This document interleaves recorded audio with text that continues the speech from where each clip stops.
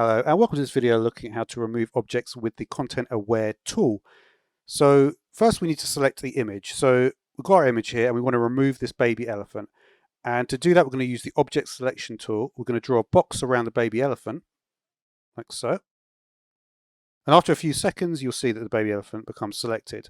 We can then right click on it and press Content Aware Fill. And that will immediately change the toolbar here on the left hand side, selecting the lasso tool. So when we look at this particular elephant here, we're just going to zoom in a little bit. So we can see that there are some issues, especially like we've got the edges of the elephant of the selection there. And that is what the lasso tool is made for, essentially. We can expand by a couple of pixels. So this needs to be pretty low most of the time. So we just press expand. And you can see immediately with only one, in fact, it already is gone. Then the final thing you need to do is in fill settings, essentially color adaptation and rotation adaptation are things that are going to really help the final image. So you want to basically put these to max. So we're going to go very high and you'll see the difference here. You can see immediately that area of sort of brushland was filled in.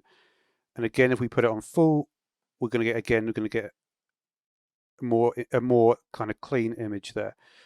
And then we'll hit apply. We'll do OK.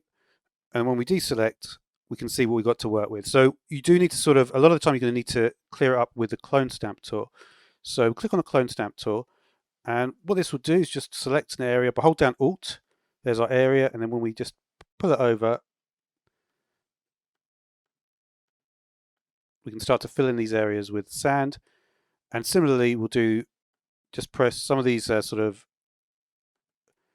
Turner-esque sort of areas. Might just want to put in a little bit of extra stuff. So yeah, so that is essentially how you might want to clear an area and remove an object from an image. So thanks for watching.